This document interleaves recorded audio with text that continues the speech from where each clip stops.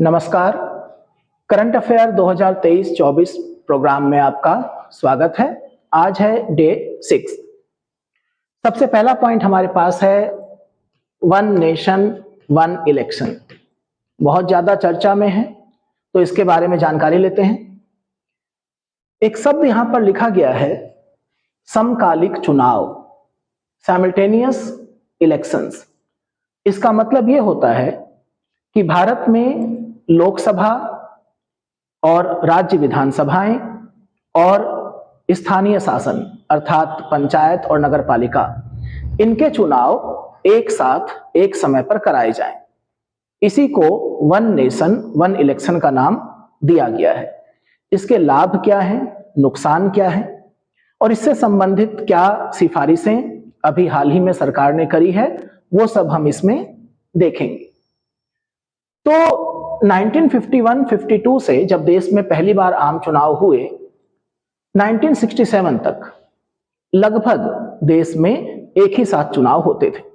लेकिन 1967 के बाद लोकसभा और विधानसभाओं के चुनाव अलग अलग होने लगे।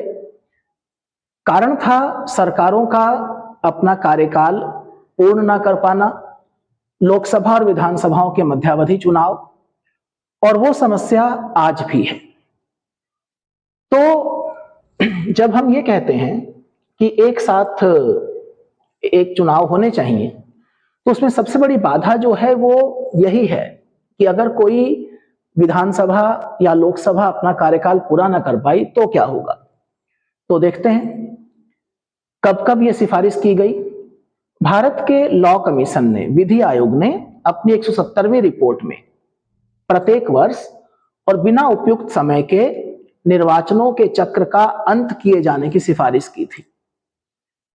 इस संबंध में सितंबर 2024 पिछले माह केंद्रीय मंत्रिमंडल ने एक प्रस्ताव को मंजूरी दी, जिसको एक राष्ट्र एक चुनाव कहा जा रहा है।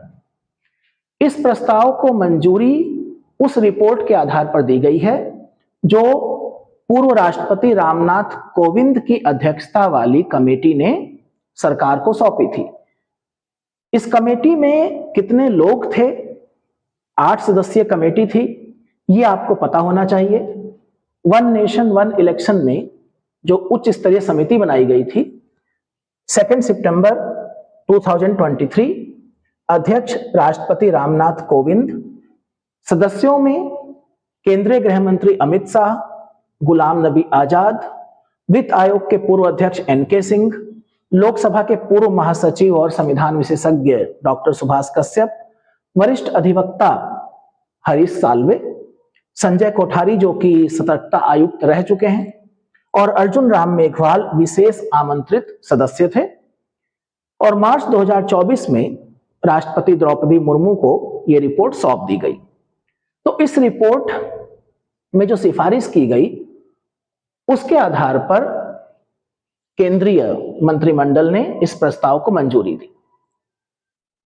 क्या प्रस्ताव है कि 2 चरणों में देश में चुनाव कराए जाएं। ध्यान रखिएगा, अभी ये प्रस्ताव है, अभी ये कानून नहीं बना है। पहले चरण में लोकसभा और सभी विधानसभाओं के चुनाव एक साथ कराए जाएं। दूसरे चरण में लोकसभा और विधानसभाओं के चुनाव संपन्न हो जाने के 100 दिन के भीतर जो स्थानीय चुनाव होते हैं स्थानीय निकायों के, वो करा दिए जाएं। लेकिन इसके लिए संसद को संविधान में संशोधन करना होगा और उस संशोधन में कई प्रश्न हैं। यहां पर बताया गया है कि आर्टिकल 83 में, यानी संसद के दोनों सदनों की अवधि में, आर्टिकल 172 राज्य विधानमंडलों की अवधि में संशोधन करना होगा। लेकिन यहां पर जो भी जानकारी इस पत्रिका में दी गई है उसमें यह तो बताया गया है कि 368 का संशोधन कैसे होता है। अब 368 का संशोधन कैसे होता है, ये तो इंडियन कॉन्स्टिट्यूशन का सब्जेक्ट हो गया। विशेष बहुमत से होता है। दोनों सदनों में कुल सदस्यों के आधे से अधिक सदस्यों द्वारा मतदान किया जाए। और इसके अलावा जो भारत में राज्य हैं तो कुछ मामलों में उनके समर्थन की भी जरूरत पड़ती है। उसके बाद राष्ट्रपति के हस्ताक्षर से वो कानून बन जाता है। लेकिन इसमें एक बहुत महत्वपूर्ण प्रश्न उठ खड़ा होता है कि यदि किसी राज्य में राष्ट्रपति शासन लगा दिया गया और राष्ट्रपति शासन लगाए जाने के बाद वहां की विधानसभा भी भंग कर दी गई, तो उस स्थिति में क्या होगा? क्योंकि विधानसभा भंग किए जाने के बाद चुनाव होने चाहिए, तो ये अभी एक यक्ष प्रश्न है कि उसका समाधान कैसे निकलेगा। तो जब इसके ऊपर संसद में कानून निर्माण की प्रक्रिया शुरू होगी, जब इसके ऊपर विधेयक प्रस्तावित होगा, तब डिटेल सामने आएंगी और तब इसके ऊपर चर्चा की जाएगी। तब तक आप लोग अपने स्तर पर सोच सकते हैं कि क्या होना चाहिए। दूसरा पॉइंट है पीएम आशा योजनाएं जारी रखने को मंजूरी। 2018 की एक योजना थी, एक अम्ब्रेला स्कीम थी। अम्ब्रेला स्कीम बोलते हैं जब बहुत सारी योजनाओं को एक योजना में समाहित कर दिया जाता है, तो उसको अम्ब्रेला स्कीम बोलते हैं। प्रधानमंत्री अन्नदाता आय संरक्षण अभियान PMAASHA को मंजूरी दी गई थी। 2018 के बजट में उद्देश्य बताया गया था कि जो किसान हैं उन्हें उनकी उपज का लाभकारी मूल्य मिले। तो MSP न्यूनतम समर्थन मूल्य प्रदान करने पर आधारित हैं। आप जानते हैं पिछले कई वर्षों से MSP एक विवादित मुद्दा रहा है, किसान आंदोलन भी हुए हैं। क्या महत्वपूर्ण तथ्य हैं? सितंबर 2024 में केंद्रीय मंत्रिमंडल ने पीएम आशा के अंतर्गत शामिल योजनाओं को जारी रखने की स्वीकृति दी। यहां पर अमाउंट है कि 2025-26 तक 35,000 करोड़ रुपए का व्यय होगा। यहां से प्रश्न आ सकता है कि पीएम आशा के अंतर्गत अब क्या क्या इसमें शामिल है। तो इसमें PSS शामिल है, प्राइस सपोर्ट स्कीम, मूल्य समर्थन योजना। इसमें मूल्य स्थिरीकरण कोष यानी कि प्राइस स्टेबलाइजेशन फंड शामिल है। इसमें PDPS price deficit payment scheme शामिल है और इसमें बाजार हस्तक्षेप योजना MIS मार्केट इंटरवेंशन स्कीम शामिल है। तो प्रारंभिक परीक्षा में आ सकता है कि पीएम आशा योजना के अंतर्गत निम्नलिखित में से कौन एक शामिल है या कौन एक शामिल नहीं है। तो इन चारों को आप दिमाग में रखेंगे। उद्देश्य वही है कि किसानों को उनके उत्पादों का उचित मूल्य मिले, साथ ही साथ उपभोक्ताओं को जो मूल्यों में उतार चढ़ाव होता रहता है, खासतौर पर जो आवश्यक वस्तुएं हैं, उसको भी नियंत्रित किया जाए, तो किसानों की आय भी बढ़े और उपभोक्ताओं को भी महंगी चीजें ना मिले। उद्देश्य ये है। तीसरा पॉइंट है प्रधानमंत्री जनजातीय उन्नत ग्राम अभियान। जनजातीय इलाकों में जो ग्राम हैं, जो गांव हैं, उनके विकास के लिए ये एक योजना है। अनाउंसमेंट किया 2024-25 के बजट में वित्त मंत्री निर्मला सीतारमण ने। इसके तहत जनजातीय बहुल गांवों में और आकांक्षी जिलों में सभी जनजातीय परिवारों का पूर्ण कवरेज 63,000 गांव शामिल हैं। 5 करोड़ जनजातीय लोगों को इसका लाभ मिलेगा। आपको पता होगा लगभग 10-11 करोड़ के बीच में भारत में जनजातियों की जनसंख्या है। 2011 की जो जनगणना थी उसके हिसाब से तो लगभग 50% जनजातीय लोगों को इसका लाभ मिलेगा। क्या इंपॉर्टेंट पॉइंट है? केंद्रीय मंत्रिमंडल ने इस योजना को मंजूरी दी है, प्रधानमंत्री जनजातीय उन्नत ग्राम अभियान। कुल खर्चा लगभग आप देख सकते हैं 79,156 करोड़ है। इसमें केंद्र सरकार का हिस्सा 56,333 करोड़ और राज्यों का हिस्सा 22,823 करोड़ होगा। भारत के सभी राज्यों और केंद्र शासित प्रदेशों के जो जनजातीय बहुल गांव हैं, 549 डिस्ट्रिक्ट कवर किए जा रहे हैं, 2740 ब्लॉक शामिल हैं। इस तरह की जानकारी पूछी जाती है कभी कभी, कितने जिले, कितने ब्लॉक, कुल कितने कार्यक्रम हैं? 25 कार्यक्रम शामिल हैं और उसमें 17 मंत्रालयों को शामिल किया गया है। 17 अलग अलग मंत्रालय उसमें शामिल होंगे। जैसे केंद्रीय पर्यटन मंत्रालय की अपनी एक भूमिका है, वो स्वदेश दर्शन के अंतर्गत होम स्टे 1000 गृह प्रवासों को बढ़ावा देगा। यानी आप जनजातीय इलाकों में घूमने जाएं और वहां पर जो लोग निवास करते हैं उनके साथ रहें, होम स्टे। तो इसका उद्देश्य जनजातीय क्षेत्रों की पर्यटन क्षमता का दोहन करना है और जनजातीय समुदाय को वैकल्पिक आजीविका प्रदान करना है। उत्तराखंड समेत कई राज्यों में होम स्टे प्रोग्राम को बढ़ावा दिया गया। 2011 की जनगणना के अनुसार भारत में एसटीज की जनसंख्या 10.545 करोड़ है। तो अभी जैसा मैंने बताया कि लगभग 50% जनसंख्या जनजातियों की इस योजना में कवर होगी। भारत में 750 से अधिक जनजातीय समुदाय हैं। नेक्स्ट पॉइंट है बायो राइड योजना। तो बायो राइड योजना जिसे मंजूरी दी गई है, ये है क्या?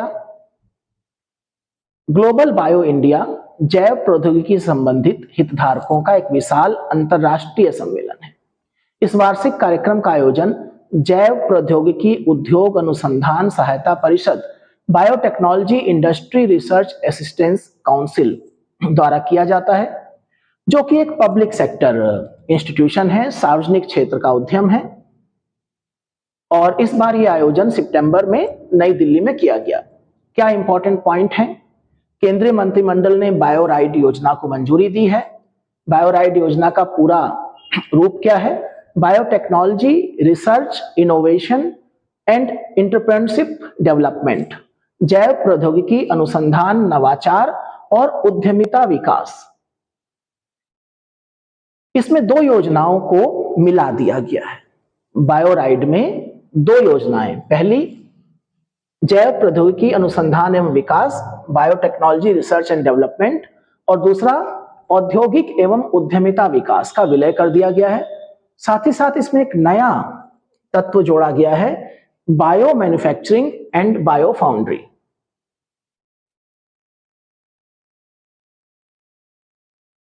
बायो E3 पॉलिसी को मंजूरी दी गई है। बायो E3 यानी अर्थव्यवस्था, पर्यावरण और रोजगार, E3 economy, environment and employment. तो इन तीनों के लिए बायोटेक्नोलॉजी जैव प्रौद्योगिकी का क्या इस्तेमाल है, उसकी एक पॉलिसी है। उच्च प्रदर्शन वाले जैव निर्माण को बढ़ावा देना। बायो E3 पॉलिसी में 6 मुख्य क्षेत्र हैं। प्रीलिम्स में पूछे जा सकते हैं कि निम्नलिखित में से कौन सा एक E3 पॉलिसी में नहीं है, बायो E3 पॉलिसी में नहीं है।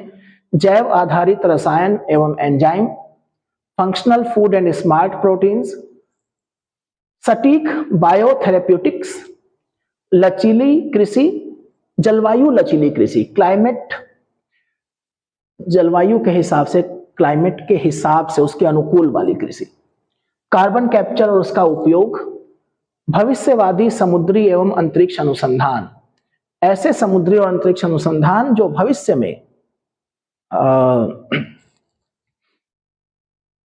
जलवायु और संसाधनों के अनुकूलन के हिसाब से।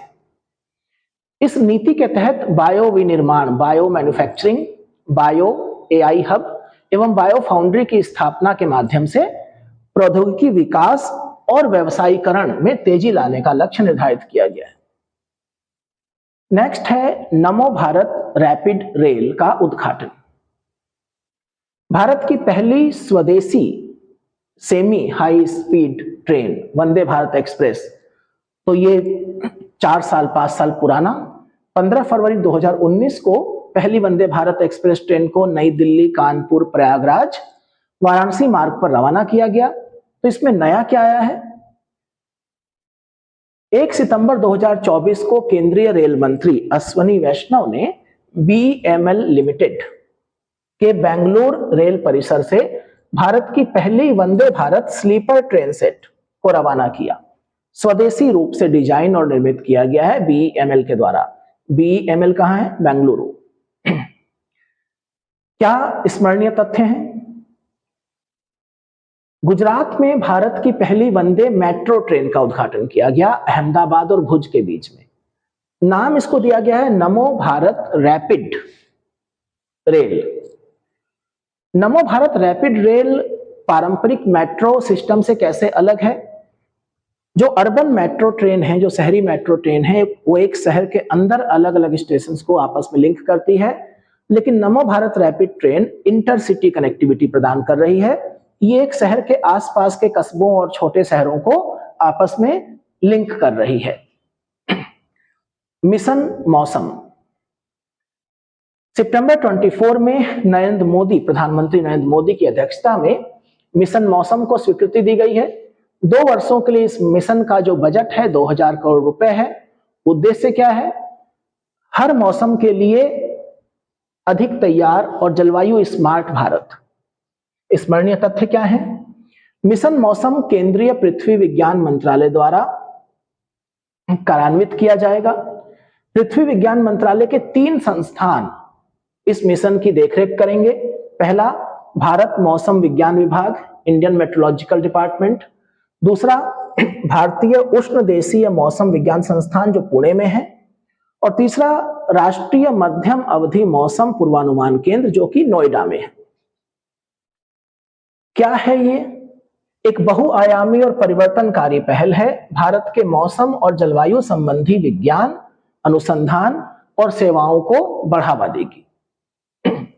मौसम की भविष्यवाणी करने के लिए एक नया मानक स्थापित करेगा। उच्च परिशुद्धता, यानी कि जो भविष्यवाणी हो वो एक्यूरेट हो। इसके लिए इस मिशन के साथ उन्नत अवलोकन प्रणालियों, उच्च प्रदर्शन कंप्यूटिंग, हाई परफॉर्मेंस कंप्यूटिंग और एआई, आर्टिफिशियल इंटेलिजेंस और मशीन लर्निंग जैसी अत्याधुनिक प्रौद्योगिकियों को एक साथ ले आया जाएगा, एकीकृत कर दिया जाएगा। उन्नत सेंसर, उच्च प्रदर्शन वाले सुपर कंप्यूटर, अगली पीढ़ी के रडार, उपग्रह प्रणाली, इन सबको मिलाकर के बेहतर भविष्यवाणियां की जाएंगी। ये मिशन मौसम की चरम घटनाओं और जलवायु परिवर्तन के प्रभावों से निपटने में नागरिकों एवं अन्य हितधारकों की मदद करेगा। तो इससे हम बाढ़, सूखा जैसी चीजों का पूर्वानुमान लगा पाएंगे, अत्यधिक बारिश, तूफान। स्वच्छ वायु सर्वेक्षण 2024। 2019 में ये प्रोग्राम आरंभ किया गया था। NCAP, national clean air programme, राष्ट्रीय स्वच्छ वायु कार्यक्रम, केंद्रीय पर्यावरण, वन एवं जलवायु परिवर्तन मंत्रालय के द्वारा। और इस कार्यक्रम के तहत अगले 5 वर्षों में, यानी कि 2024 तक, पार्टिकुलेट मैटर यानी PM10 और PM 2.5 के स्तर में 20 से 30% तक की कटौती करने का लक्ष्य था। 130 शहरों को इसमें टारगेट किया गया था। और जो इनकी रैंकिंग तैयार की गई है उसमें श्रेणी 1, 2, 3, 10 लाख से अधिक जनसंख्या वालों में 47 टाउन थे, फिर 3 से 10 लाख तक 43 और 3 लाख से कम जनसंख्या वाले 40 शहर थे। अब इसमें स्मरणीय तथ्य क्या है? जयपुर में नीले आकाश के लिए स्वच्छ वायु के अंतर्राष्ट्रीय दिवस, international day of clean air for blue skies, 7 दिसंबर, इस अवसर पर स्वच्छ वायु सर्वेक्षण 2024 के रिजल्ट डिक्लेयर किए गए। रैंक 1 सूरत, गुजरात, कैटेगरी 1 में। रैंक 2 जबलपुर, मध्य प्रदेश। रैंक 3 आगरा, उत्तर प्रदेश। और ये कैटेगरी वाइज है। श्रेणी 1 यानी 10 लाख से ऊपर की जनसंख्या वाले जो नगर थे उनमें सूरत नंबर 1 है। सेकंड कैटेगरी में फिरोजाबाद, उत्तर प्रदेश का नंबर 1 है। और थर्ड कैटेगरी जो 3 लाख से कम जनसंख्या वाले नगर हैं, वहां पर रायबरेली, उत्तर प्रदेश नंबर 1 है। टोटल अगर हम रैंक की बात करें तो यहां पर उत्तर प्रदेश के शहरों की रैंकिंग दी गई है। आगरा तीसरे नंबर पर है कैटेगरी 1 में, जबकि कैटेगरी 2 में फिरोजाबाद पहले नंबर पर है। उत्तर प्रदेश PCS एग्जाम समीक्षा अधिकारी के लिए महत्वपूर्ण है। और कैटेगरी 3 में रायबरेली प्रथम स्थान पर है। स्वच्छ भारत मिशन जो कि केंद्र सरकार का एक मिशन है, उसको विज्ञान पत्रिका नेचर ने एक शोध किया उसके परिणामों के ऊपर कि कैसे जो स्वच्छता अभियान है, शौचालयों तक लोगों की पहुंच है, उसका संबंध बाल मृत्यु दर से कितना है, कि अगर लोगों की पहुंच शौचालयों तक है तो क्या बाल मृत्यु दर में कमी आएगी। और उस शोध के आधार पर नेचर ने एक आर्टिकल पब्लिश किया। तो उसी के ऊपर ये पॉइंट है कि स्वच्छ भारत मिशन को नेचर की मान्यता। 2 अक्टूबर 2014 को प्रधानमंत्री नरेंद्र मोदी द्वारा लॉन्च किया गया एसबीएम स्वच्छ भारत मिशन भारत में सार्वभौमिक स्वच्छता कवरेज प्राप्त करने की दिशा में एक आदर्श बदलाव का प्रतिनिधित्व करता है। विश्व के सबसे बड़े राष्ट्रीय व्यवहार परिवर्तन स्वच्छता कार्यक्रमों नेशनल बिहेवियरल चेंज स्वच्छता को लेकर के लोगों के व्यवहार में बदलाव, प्रधानमंत्री को अपील करनी पड़ी कि आप स्वच्छता बनाए रखिए, और प्रभाव पड़ा उसका। यह मिशन देश भर में घरेलू शौचालय उपलब्ध कराने के माध्यम से देश को खुले में शौच से मुक्त ओडीएफ करने पर केंद्रित है, और यही प्रोग्राम अब संपूर्ण स्वच्छता प्राप्त करने की दिशा में आगे बढ़ गया है। पॉइंट्स क्या हैं? 2 सितंबर 2024 को विश्व के अग्रणी बहुविषयक मल्टीडिसिप्लिनरी विज्ञान जर्नल मैगजीन है नेचर, उसमें एक लेख प्रकाशित हुआ। हेडिंग पूछा जा सकता है, इसका टाइटल पूछा जा सकता है, स्वच्छ भारत मिशन के अंतर्गत शौचालय का निर्माण और भारत में शिशु मृत्यु दर। तो इसमें यह बताया गया कि शिशु मृत्यु दर, इन्फेंट मॉर्टेलिटी रेट, और 5 वर्ष से कम आयु के बच्चों की मृत्यु दर अंडर 5 MR के बीच में एक संबंध है। और 2011 से 2020 की अवधि में 35 भारतीय राज्यों, केंद्र शासित प्रदेशों, 640 जिलों में, अब आप समझ सकते हैं कि इस पत्रिका में जो लेख छपते हैं उनके लिए कितना गहन शोध किया जाता है। तो यहां पर एक बहुत स्पष्ट मैसेज मिल रहा है कि 30% से अधिक शौचालय कवरेज वाले जिलों में प्रति 1000 जीवित जन्मों पर IMR में 5.3, अंडर 5 MR में 6.8 की कमी दर्ज की गई है। यानी कि अगर स्वच्छता को आप बढ़ावा देंगे तो बाल मृत्यु दर में कमी आएगी। सीधा सा संबंध इसका यह है। एसबीएम के तहत बड़े पैमाने पर शौचालयों के प्रावधान ने प्रति वर्ष लगभग 60,000 से 70,000 नवजात शिशुओं के जीवन की रक्षा करने में योगदान दिया है। अगर परिवर्तनकारी स्वच्छता कार्यक्रम चलाए जाएं, परिवर्तनकारी मतलब वास्तव में ऐसे स्वच्छता कार्यक्रम जो लोगों के व्यवहार में परिवर्तन ले आए, स्वच्छता को लेकर के उनका एक दृष्टिकोण विकसित हो कि हमें अपने आसपास के इलाकों में साफ सफाई रखनी है, तो बहुत सारी बीमारियां जो सिर्फ गंदगी की वजह से पनपती हैं और छोटे बच्चों के लिए वो खास तौर पर प्राणघातक सिद्ध होती हैं, उनसे बचा जा सकता है। और पैसे भी बचाए जा सकते हैं, क्योंकि बहुत सारी ऐसी बीमारियां जिनके लिए आप डॉक्टर के पास जाते हैं, टेस्ट कराते हैं, जो मक्खियों मच्छरों से उत्पन्न होती हैं, और मक्खी मच्छर आपके द्वारा फैलाई गई गंदगी के ऊपर पलते बढ़ते हैं। तो अगर आप गंदगी को दूर रखें तो आप सिर्फ बीमारियों से ही नहीं बचेंगे, आप अपनी बहुमूल्य इनकम को भी बचाएंगे।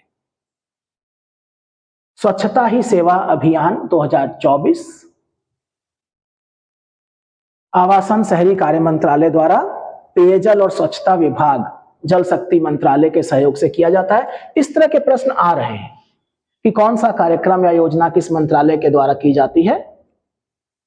केंद्रीय विषय है स्वभाव स्वच्छता संस्कार स्वच्छता, 4S।